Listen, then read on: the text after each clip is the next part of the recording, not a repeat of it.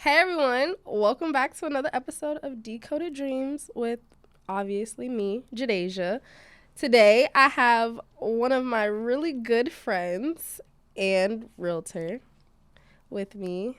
Hey, Hey. go ahead and introduce yourself to the people. Tell them where they can find you. So, what's up, everybody? My name is Walter Wilson, and I'm an entrepreneur and real estate agent here in Houston, Texas. You can find me on my Instagram at Walter Wilson _, and pretty much all my social media platforms are the same. But yeah. I don't even think you looked at the camera not once. Oh, I'm supposed to be. That camera. I'm not gonna lie. I was looking. That camera. Let's try this again. Hey, what's up, everybody? My name is Walter Wilson, and I'm an entrepreneur and real estate agent here in Houston, Texas. You can find me at Instagram on Walter Wilson _, and pretty much all of my platforms are the same. But yeah. Is that better? Yeah, that was good. Okay. Good job. Go with it. I feel like but you got it. Yeah. Okay. It's okay. So No, you looking at me now. I'm looking at you? Yeah. Okay. Okay. Got you. Okay. Getting used to this. Yeah, it's okay. It's okay. You got this. Okay, so you said you were an entrepreneur and a real estate agent. Mm-hmm. I'm gonna ask you about this entrepreneur part because I'm curious. Oh. You're asking me now? Yes. So I would say like real estate is like my start. Okay. But I definitely feel like I would want to do something else in the future. Because I feel like doing one thing long term is kind of boring. And why are y'all laughing? Why are y'all laughing? Shake it off, Walter. Shake it off. Shake it. That's probably not helping. Why y'all laughing at me? What is going on? Don't listen to us.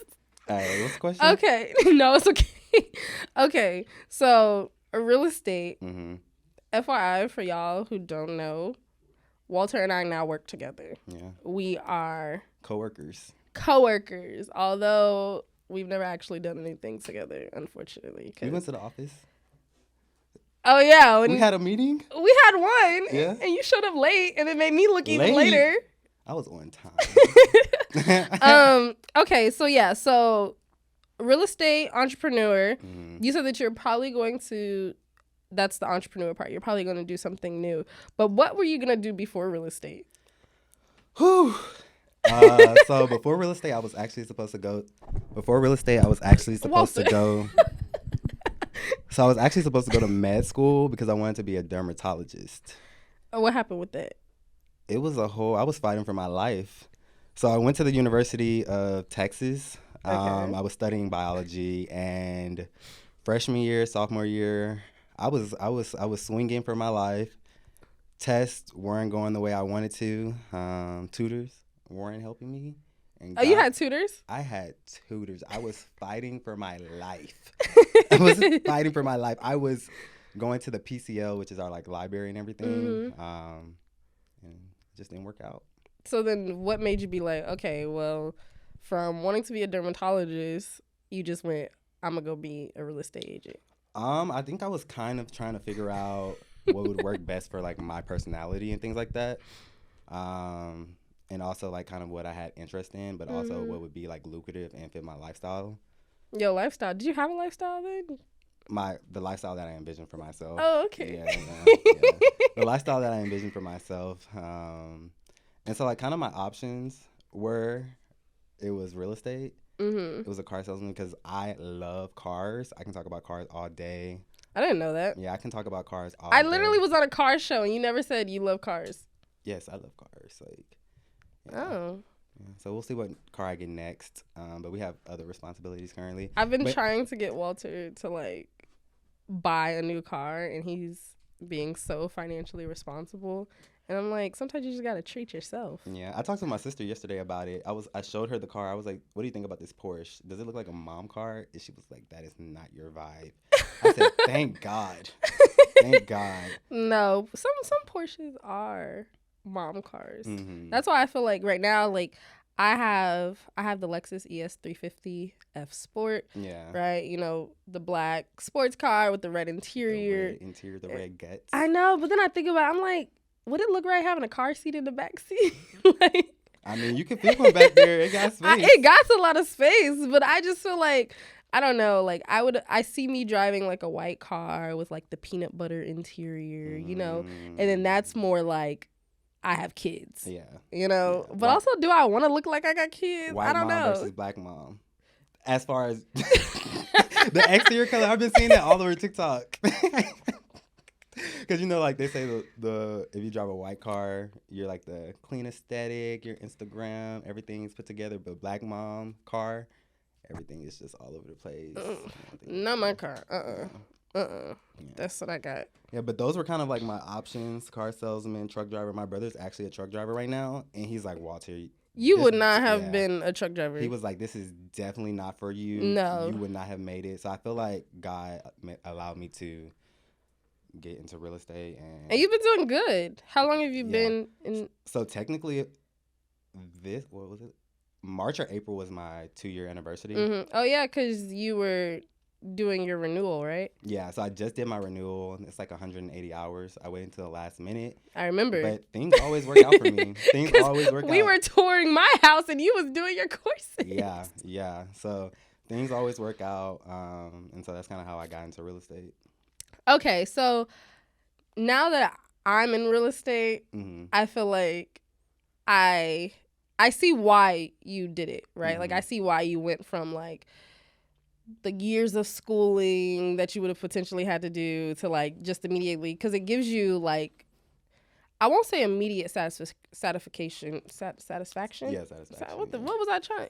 Gratification. That's what I think I was thinking. Yeah, but instant gratification. There we go. Yeah. That's what I was thinking, but I said anyways.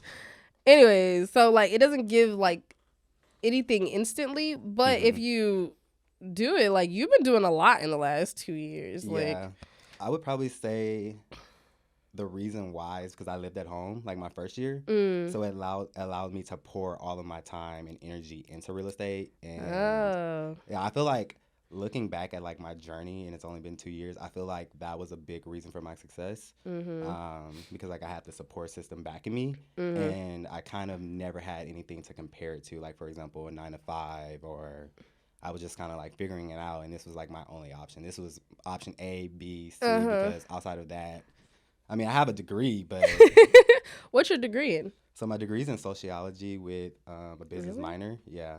So that's what I switched to after. Oh, after you decided you weren't going to be a Because I had a full ride scholarship, so I was just like, I have to stay here. Like, they're paying me. They literally were That's paying the me. exact same thing that happened to me. Yeah. Technically, I wasn't on a full ride scholarship. I feel like that sounds a lot better than what I was actually there for. But in the state of Florida, technically, I was a child of the state. So when you're a child of the state, they got to pay for their children to go to school. So they paid for me to go to school. And that's, so, you know, sometimes the struggles pay off. Yeah. Like, what did you end up getting a degree in? Criminology and American Sign Language. So American Sign Language, that's interesting. Yeah. I don't use it at all. It would have made a lot more sense if I initially went on the track that I was thinking I was going to go, because I was going to do, like, international studies, international relations, pre-law track. I have somebody that's doing that. Yeah, so I was going to do that because I wanted to be a lawyer, but, you know, I didn't want to just be any lawyer. I wanted to be a lawyer that not only spoke English and Spanish, but American Sign Language, and then I could, you know, do international law. But So do you speak sign language fluently? Yes, but I was just talking about this the other day with Daphne. I was like, I speak sign language fluently, but if someone asked me to do, like, their taxes in sign language, I don't think I would be able to do it. Like, You said their taxes? Yeah. Like, you know, but also I will say this, with Spanish, even though I don't use it every single day or as often as I once did when I was, like, a teenager or younger, I could still easily be like, oh, okay, yeah, I know what that is. Like, you know, like, I can still form conversations. It's going to be a little choppy, you know, because I'm going to be like, wait, how do you say fork again? You know, like, I might be like that. But with sign language, it really truly is what you don't use, you lose. Like, the only thing that keeps me, like, on my toes with sign language is whenever, like, there's, like, a song that comes out, I try to translate that song in sign language just to keep me, like, kind of fresh. But even then, it still takes me a while. Like, I'm not as fast as I used to be with it. Yeah, I just never use it. So I've been trying to figure out a reason to like use it. And I didn't know that Daphne also knows sign language. Really? Yeah, she does, which I was like, what? But so I was like, maybe we just need to practice with each other so that we don't lose it. Mhm. Basically, no, she's like, yeah, we do. Yeah. Because it is one of those things. And I do think I realized that like I find myself always wanting to do things that kind of have like a wow factor, but also things that allow me to connect with others a lot easier. Mhm. So yes, I know English and Spanish and sign language. I wouldn't even say like don't ask me to go be no interpreter for nothing because I don't think my brain, because I don't use it that often, I don't think that I'm able to keep up in like real time. You know what I'm saying? So like I could definitely help someone if they're lost or if they need something. They got time on their hands for us to work through it for sure. Yeah. Whenever it comes to sign language, yeah, absolutely.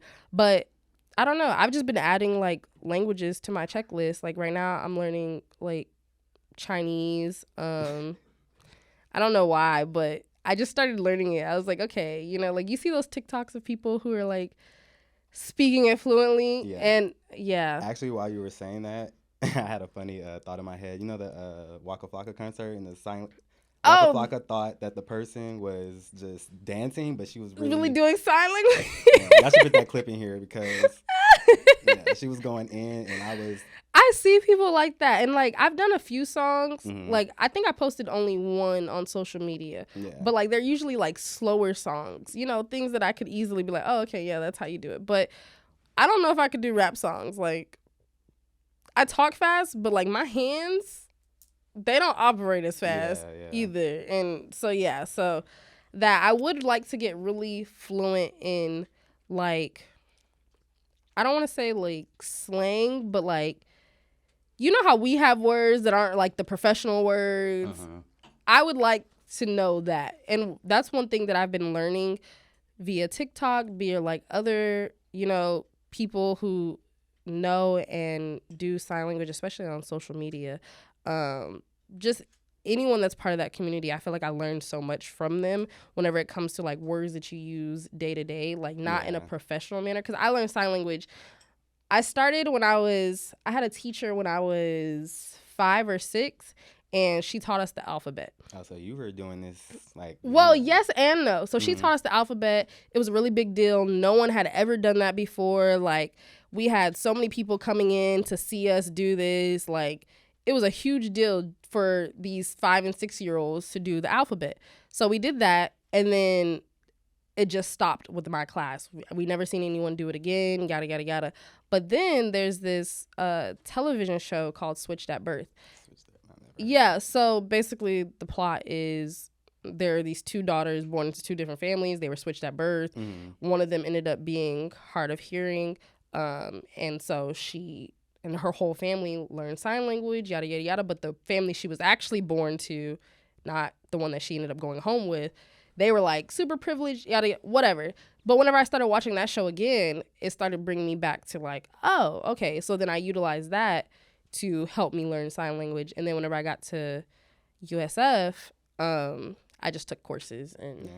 I did feel it. like sign language is like its own niche, and you could actually help a lot of people doing real estate doing that.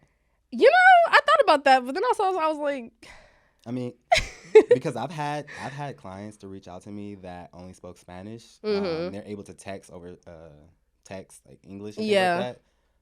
And then you obviously can use like Google Translate, but I mean, as long as you have the basics. then Yeah. you're good.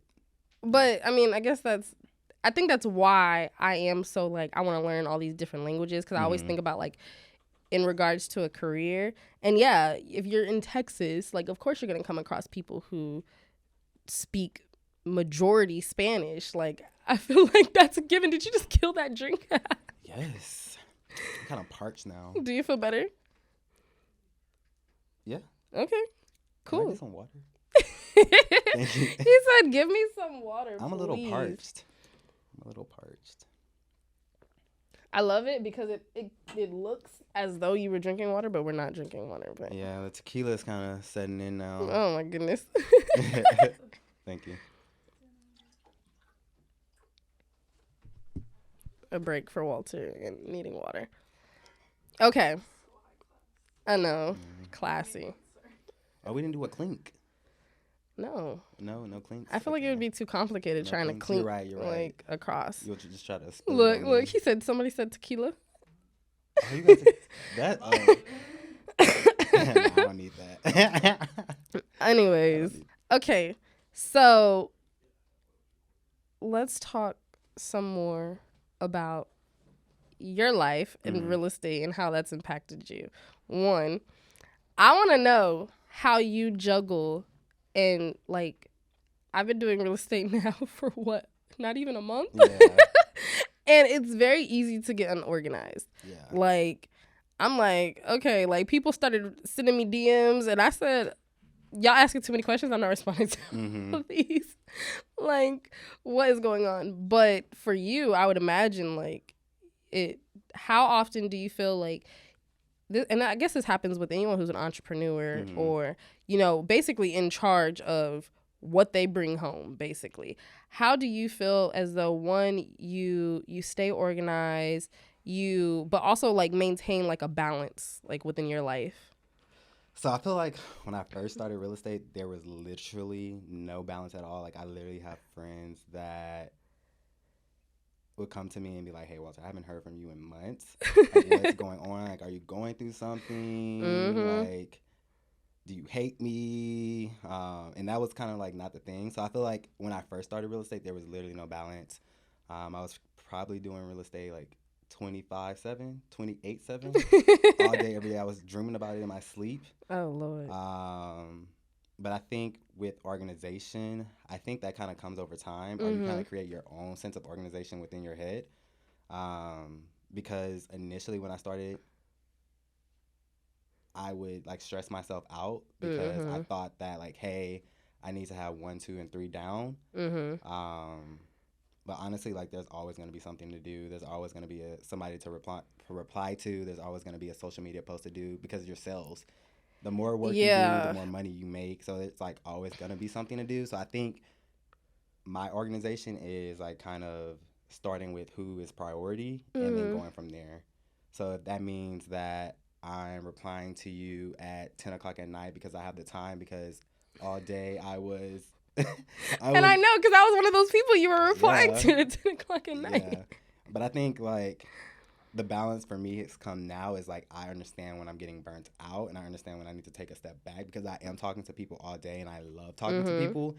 But I think at a certain point that when I do feel burnt out, like I just take that night, or I look at my schedule. I'm like, hey, I'm going to have 5 hours between today and tomorrow where I don't have to talk to anybody. I don't have any appointments. And I think that's kind of where I found my balance. And I definitely think now that I'm getting a little bit more established in my career.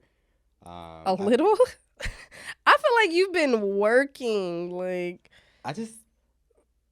Like I think I was talking to someone at Compass and literally they were like, yeah, they have people that are like, oh yeah, Walter Wilson, I know him. Yeah. Oh, I've seen his videos on Instagram. Walter Wilson. And I'm like, even if they're not even working with you, they still like, you know, and your social media has grown a lot. A lot, yeah. Especially like within the last few months. Yeah. It has like jumped. And I'm like, I think it's funny though, because it's kind of telling how you can see the different generations and how they're operating. Like you have the people who are used to putting the flyers, going door to door, doing the cold calling, you know, like very traditional ways of marketing themselves and sales. But then you have like the newer generations who are like leaning almost 100% into social media. And they're like growing followers, people are reaching out to them, and it's like, do you think that do you go anywhere into like the traditional route whenever it comes to real estate, or do you think that you will, or do you think you're just truly going to stick to social media as like your thing? Yeah. I think eventually like I would probably do like a little bit more open houses. But I do think that social media has paid off thus far. Like I've had clients that are like 70 years old. I actually had 2 friends that I'm selling houses to right now. They both lived in California, but they did not know that they both were working with me. And we found this out at one of the walkthroughs. So I just think the reach is Mhm. insane. Like, especially with us living in Houston, so many people are relocating from California, New Yep. York, Ohio, Canada. Yeah, Yep. it's crazy. So I think the reach on social media is insane. So I definitely Mhm. kind of want to, make it blossom. I can actually see that, and I had someone reach out to me recently, and you know me, I'm still a newbie, Yeah. okay? So, but I had someone reach out to me recently where she basically was like, hey, like I'm planning on relocating to Houston, like, but she was asking me like, oh, like what are the different areas that are in the city, yada, yada, yada. I haven't responded to her because here's the thing, right? I'm not from Houston. Yeah. So I was like, I feel like it's like me helping them, but also helping myself because I know like Interloop. I know Interloop. I know Katy. I know the Woodlands, Pearland, Sugarland. But then like everything that's in between, Yeah. I'm like, couldn't tell you. Well, I think I like to start off with like what is their price point, and then that ultimately will determine where they will stay. Obviously, then, yeah. yeah. I feel like in Houston, yeah, that's definitely a huge thing.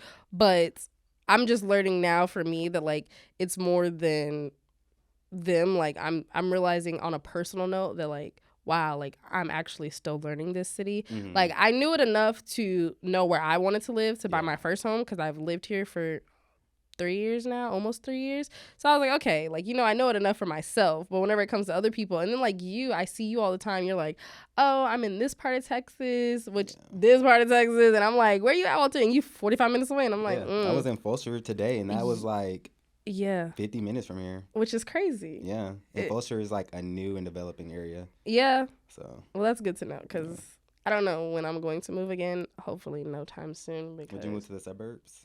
Yeah, I 100% plan on moving to the Woodlands. Like, why the Woodlands? Because one, I've seen the houses out there, and you know me, I'm like, I like my big homes and very luxurious. But then also, I feel like there's going to become a time in my life.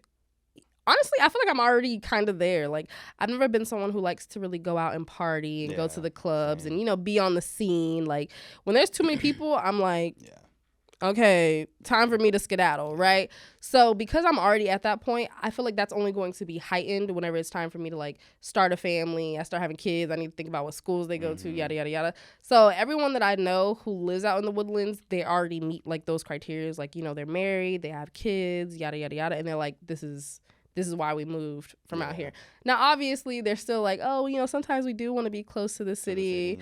So I'm like, I'm a little like, eh. And then I've looked at homes in like Katy, but to me, I feel like they all look the same. Like, I don't want like a all look the same type place, even though I know that's kind of where I'm at now. But like, I don't want like that for my home. You know what I'm saying? And I have one now, but it's just me. So it's like, I don't have to take into consideration a lot more stuff than what I would initially need to take into consideration. So that's why I say that. But honestly, I would look not only in the Woodlands, but maybe like Sugarland too. Like that's another area where I'm like, maybe. Yeah, Sugarland's a really good area. So I grew up in Richmond, like New Richmond. And so it's about 20 minutes from Sugarland. It's pretty landlocked, but they have like a ton of $1 million homes over there.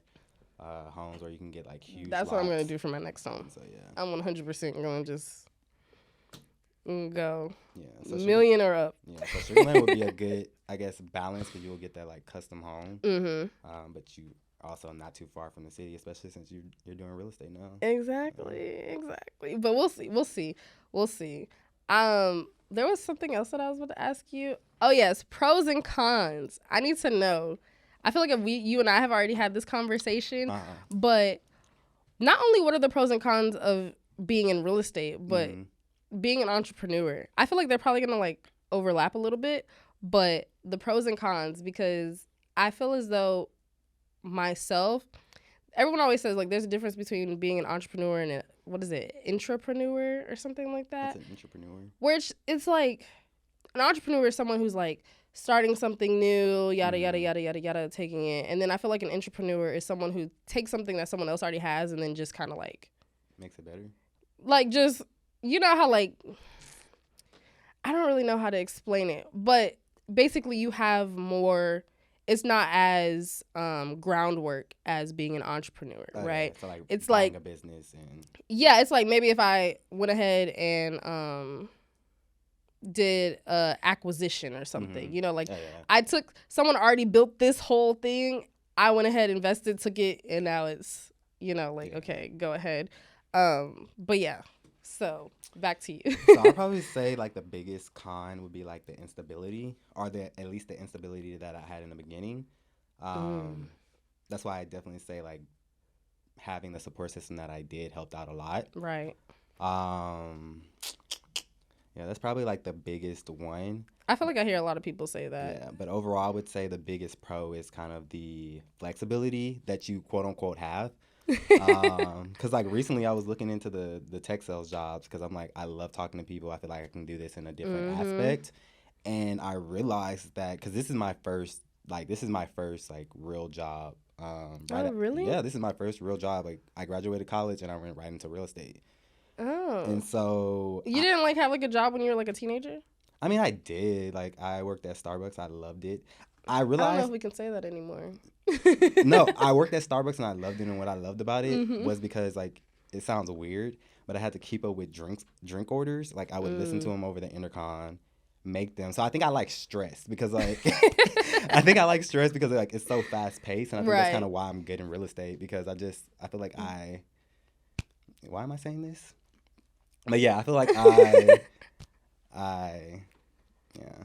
You like your stress. Yeah, I've lost a lot of stress, and I'm the same way actually. Yeah. Like I'm learning that. Like whenever it comes to my tech career, I used to work in a SOC, and a SOC is very much like security operations center. It's very much fast paced. Like you're like a ticket junkie. Like everything that comes on the board, someone has to grab it really fast and work it, and you only get like 2 hours to, you know, respond, work the alert, close it, all those other things, right?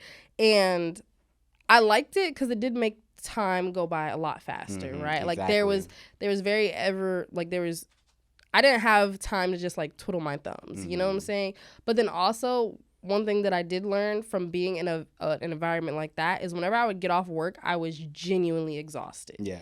Like I was like, I don't want to go do nothing. I don't want to talk to no one. Yeah. I just want to go home, take a nap, eat, and then go right back to sleep. Yeah. Like, and I didn't like that. And that's the one thing that I've learned about working in very like high stress environments or fast paced environments is that although it is like, it's kind of fun and exciting, you know, you're like, ooh, doing this, then I'm doing this, yada, yada, yada. But then after a while, you realize that like, and me, I'm the type of person where I don't take a break. So eventually my body forces me to take a break, right? Yeah. If you don't give your body a break, your body is going to force you to give you one, right? So that's what was always happening to me. But then once I removed myself from those fast-paced environments and those high-stress environments, I have now a lot more free time, or I guess meaningful time. Like I don't have time where I'm just like, okay, I'm just going to sit around and do nothing. But I have time where it's like, okay, maybe I'll go sign up for this class, or maybe I will go do some yoga and work out. Like I have time to do 2 workouts in a day. Yeah, like,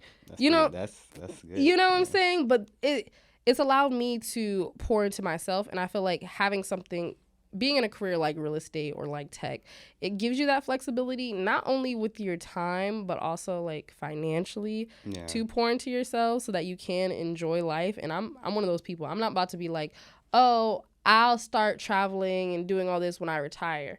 No. I want to do it now. I want to do it now, you know, which I don't know how. I think I've only seen you go on like, what, 1 or 2 vacations since I've known you. What do you do with your free time? I would probably say that and real estate. This year, he said I do real estate in my free time. Yeah, so last year I went to Colombia, I went to Mexico. This year I went to Mexico again. Yeah, so and then we're supposed to go skiing at the end of the year. Yeah, we need to get that booked. I went to Mexico City this year. We're going to Puerto, I don't know how to say it, in June. And then we're going to Europe in September. And I'm trying to book one more vacation. We have one more vacation. No, outside of that one. Oh, really? Yeah, outside of that one. So, oh, that's exciting. Yeah. I plan on doing, I do a lot of traveling as is now. But that's also because, this is funny, but I feel like every time I'm talking to people, I realize that I do a little bit too much stuff because I travel a lot. Mhm. That's because I also make money from traveling. Like, I'm also a travel agent. Win-win. No, really, It's a like win-win. it. It really is. Win-win. Like, when I tell you, before I book any sort of like trips or anything like that, I always my leg is sticking to the chair. I always go through my travel agent portal, and then I'm like, oh, okay, this is what is showing on the actual website. But then whenever I go through my travel agent portal, it's at a huge discount. Or like we do like these things called fam trips, which are basically like familiarization trips. Mm-hmm. And you can basically go to this place for like not even like 30% of what it would cost anyone else to go. It's like, that's how cheap it is. And you go to these trips. I seen one that was like, go to Dubai for 10 days, everything included, like all inclusive. Everything was booked for you, the hotel, all your activities, your meals, everything for 10 days, you and another person, and it was $1,000. Wow. And You I said was for like, 10 days? yes. Wow. I was going to do that for my birthday. I was like, oh. But, you know, like that's, and so I'm realizing now that that's one thing that I take into account. I try to do things that not only are things that I would enjoy, but also things that could help me with something else. So, like, yeah, I didn't have to become a travel agent. Like, I don't be, like, reaching out to people like, hey, let me book your trip for you. I don't do that. I just did it so that I book, like, family and friends. Like, if someone says, hey, you know, I waited last minute to book this trip. Can you help me find some deals? Yada, yada. I'll do that, you know, yeah. And I'm thinking about doing, like, group trips and stuff, obviously. Yeah.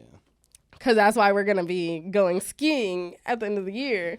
I ain't got no bookings, no Airbnb links, no flight. Oh, no, I got a flight. But, See, but yeah, it's because we ain't talked about it because we were too busy trying to get this house. Yeah, that is true. But I feel like traveling like really helps you gain like a new perspective to life. Does. Because I've traveled to some places like, for example, Colombia, and you get to see how people are living, and it just really helps you just, I guess, live in the moment more when you're like back at home, and like just appreciate things a little bit more.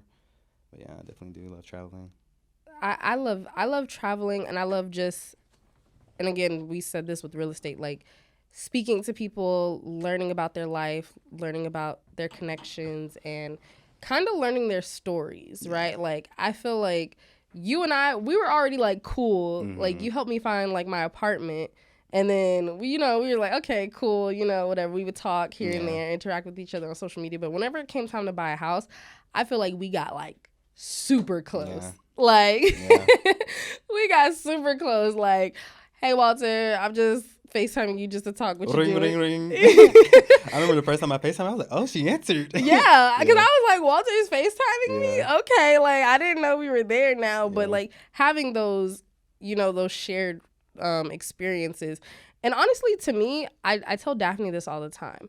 So for those who don't know, Daphne is my personal assistant.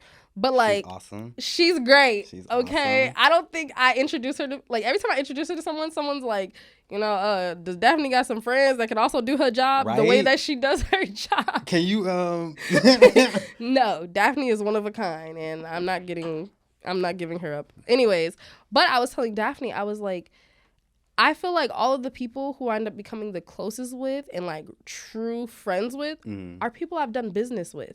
And to me, I'm like, I kind of don't like that. Why not? Because like, I'm like, dang, like, why I can't find someone who I didn't have to like spend money to meet them or, have this connection with them. Like, I want to have like genuine friends. But then also, it's honestly paid off to have nothing like friends with people that I've done business with. Because then I'm like, I know that they have the same mindset as me. That's a big win. Exactly. They have the same mindset as me. They have the same drive as me. Yeah. Like, we are, all of the people that I have friends with, like, a lot of them don't be, like, out partying, clubbing. Now, I'm all for being on my eyelashes for the perfect occasion. Being on your what? My eyelashes. Being on your eyelashes? Okay. Yeah.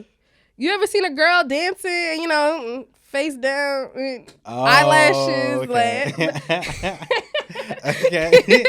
That's you can tell I don't really go out like that. Exactly. So, yeah, whenever I'm trying to be on some, outside stuff, I say I'm going to be on my eyelashes. Now, me, just because of how I like to be perceived, I don't go out that much. And if I do, I'm out with my man. Like, whoever I'm dating, like, we going out together. So I can know that whatever you see, you going to see with him, not by myself.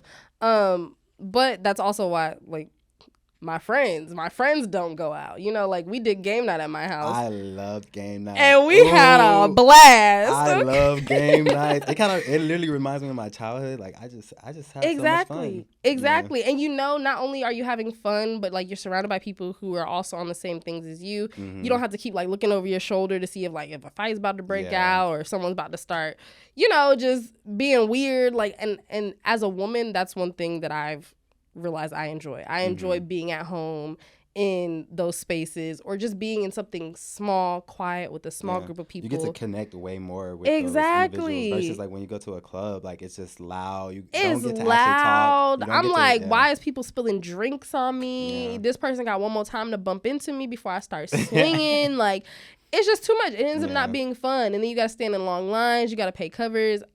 I don't pay covers, but you know, like but the overall, the overall experience is like, it's not as fun as people make it out to be. Yeah, like it ends up being a lot more stressful going out than just staying inside doing something simple. Yeah. So although, all my friends are people I've done business with, it's not something that I like necessarily hate. So I've loved and appreciated the friendships that I have formed with all of those people, because then we get to do things like this. And I know that like you actually have something to speak to, you know what I'm saying? Like real estate, entrepreneurship, balancing, changing your paths on life. Like, and I think that like just having like similar friends, I think you really, I think that you really push me to like be better and just like go after the things that I want, because versus like being friends with someone that just doesn't have the same ambitions and drives. It changes. It changes the way you have like your outlook on life completely. And then I believe that it is okay to have expectations and certain standards for friends, just like you would when dating. Like I 100% believe that if I'm going to be like, any man who needs to date me should have X, Y, Z, yada, yada, yada, I can say that because I'm a woman who has everything that I'm asking for. So, but I also expect that, right? I also expect that from my friends. Like, I want someone who, you know, is a go-getter, independent. Now, not necessarily, I don't need someone who's like, oh, strong, independent, don't need nobody. Like, I don't, not necessarily that, but like someone who has that drive. They work for what they have, or they have worked for what they have, and now maybe they are at a place where they don't need to work. Cool, great. Then that means you're exactly who I need to be friends with, because you've gotten to that point in life regardless. But yeah, like I value having people who push me. And I mean, like, you pushed me to go ahead and finish my real estate course. Yeah. Cause I was like, you know, I mean, I learned some stuff for the home buying process, but not actually. And then I was like, you know, I might as well just take it all the way. And then even having that connection with you, you were like, well, why don't you, you know, come talk to my team, you know, whatever. And then I ended up, and now having Tom, and I've already learned so much from him. Like, I just be like, how do I do this? What do I do? I need help. This, you know, and he helps in those cases. So I feel like it is very important to push your friends, but also have friends that, although you're pushing them, they don't really need the push. You know what I'm saying? Like, there are some friends some people in general who will complain about where they are in life, but they will do nothing to fix it. Nothing. It's like they just like hearing themselves talk. And my dad will laugh at that because he says that I love hearing myself talk too, which is true. That's okay. It is true. I do, but not in a sense of like complaining, right? Like, I may say, oh, you know, I don't like the way that I look today, or the way my pants are fitting. Best believe the very next day I'm going to be in the gym. Like, I have a friend named Chris. He'll probably be on the podcast one day. I did mention him. And we literally go running every Friday, and we talk about how our week was good, how we can make the next week better, and we just genuinely catch up, because we're kind of going through similar things as like entrepreneurs, because like I think entrepreneurship can feel lonely at times, but like when you have those people that you can connect with and that can really just, I guess, what am I trying to say? The people that you can really connect with, and they relate to the things that you're going through. You can bounce ideas off of them.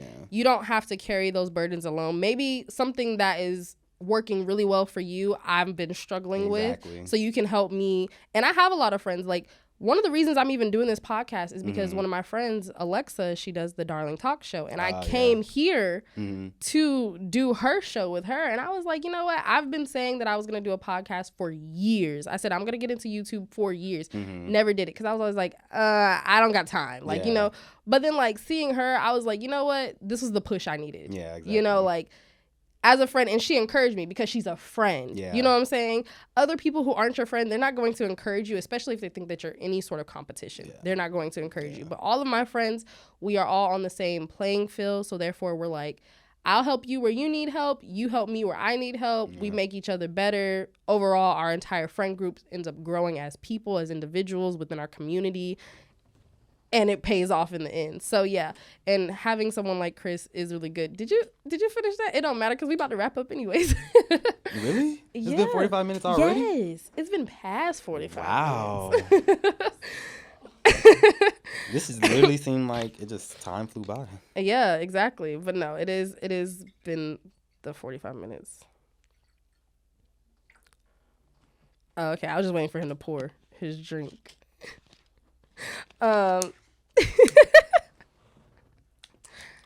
You're good. Go ahead. But yeah, so saying that, like, I do think who you choose to be your friends should be just as important as who you choose to date. And I don't think you necessarily need to put them in boxes, no. But, like, just have standards for the people who you surround yourself with in life.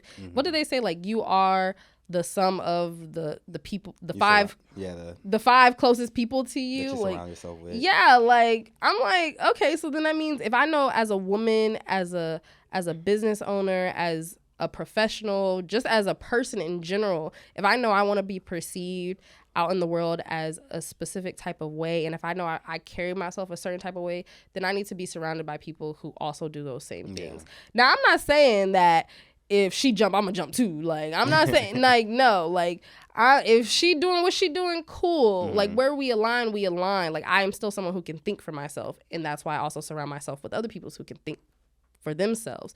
So, yeah, I do think that it's one of those things that are very important that don't have enough light shined on them. But also, you got to protect your space and your energy, because sometimes people pretend to be your friend, but they only pretend to be your friend so that they can take notes on your life, not so that they can, you know, be there, form that connection. Really, you help them, they help you, but really so that they can take notes, so that they can take the things that you're doing, either run and go tell someone, do it themselves, and take credit for it, like all of those things. And I have run into people that do that, but I want to be surrounded by people who support me, you know, like not just some people who like are there to watch me, right? Like I need that support, and it really does take a village, and thankfully you're part of my village, so we're tight. I'm like, Walter's not going anywhere, like we're locked in. We're literally going to where are we going tonight?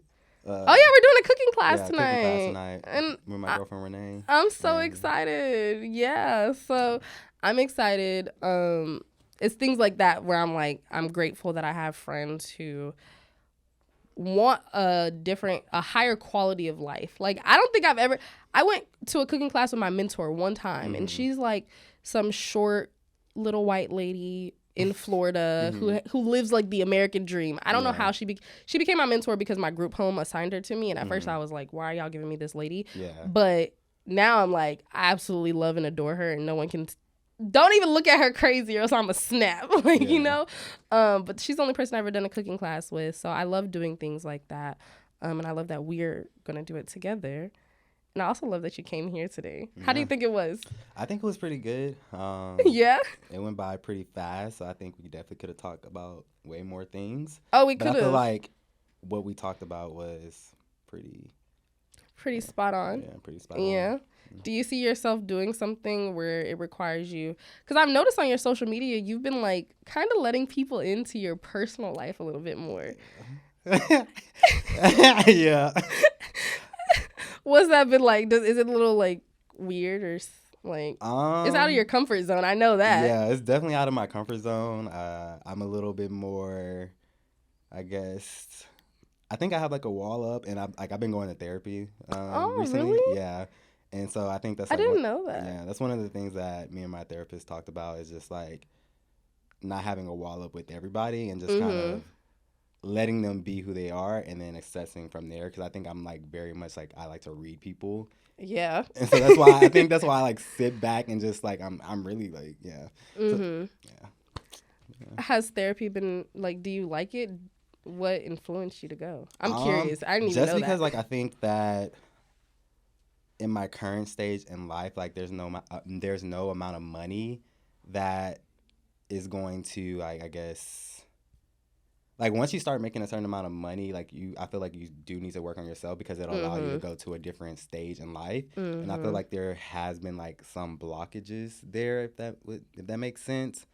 And so I just realized like you can go from 10, 20, 30, 40, 50, 60, 70, but you need to be able to be like, I guess, healed holistically. I don't know if that makes sense. Yeah, you do. And people think that being healed or going to therapy only is from relationship drama or family drama, but like it's wholeheartedly like you as a whole being need to ensure that like you're healed, whether it's your thought process, the way that you do problem solving. Maybe you know you're like, I get to this point and then I just get stuck, and you know it's yourself, because we are sometimes our biggest enemy. Like we slow ourselves down all the time, especially whenever you are someone who's kind of moved really fast, and we're both young. And like I feel like I'm super driven, and I'm able to do things at like 1,000 speed. But like I think this is my first time in life where I've taken a step back to kind of like process what's going on. Because I feel like around me, people are always like, "Hey, Walter, like you're doing so good, this, that, and the third." But I don't think that I'm ever been able to sit back and think about everything that's going on. And so I think that now that I'm able to do that, it'll allow me to get to this level in life rather than like getting here and staying there. Yeah, well, not staying, but just Yeah, I get it. I'm the same way. I'm like, I always tell people I'm either 0 or 100, and then 0 or 100. It's hard for me to like take the compliments when someone says, "I'm so proud of you." Like for a really long time, I felt weird when people would say I'm proud of you, especially if they didn't know me. I'm like, you don't know me. What are you proud of? Or you don't even know my story. You don't even know my journey. What are you proud of? But sometimes you don't even need to know someone's story or journey to be proud of them. And that's what I'm learning. And I also learned that in therapy. So that's good. But I think that's another thing that like I'm realizing in real estate is like everybody's going through something. And just realizing that like everybody's human and just like being patient with people. And then, like you said earlier, just getting to know people because everybody's going through something. So, everyone is. Okay. Well, I appreciate you for coming here today. I feel like, like you said, we could have talked about so many things, truthfully. But I love what we talked about. No, I love that. I love that we were able to talk about, like, friendships, being an entrepreneur, being someone who uses their career to connect with other people, uses the flexibility and freedom that they have to also learn about the world in general. So I'm really glad that you were able to come. Do you have any advice for the people? Anything. Just give them like a nice quick little one-liner. You gotta look at that camera over there. I would say the one piece of advice that I probably have is just be yourself. That's what I've learned through real estate is your people will come to you if you're just yourself. So just embrace who you are, and everything will work out. Okay, cool. Well, okay, I'm gonna do this outro. Thank you everyone for watching this episode of Decoded Dreams with me, Jadasia, and Walter. Walter, tell the people where they can find you at. Again, my name is Walter Wilson. You can find me on Instagram at @WalterWilson_ and on my social media platforms are the same. And for all your real estate needs, you can come to me or Walter.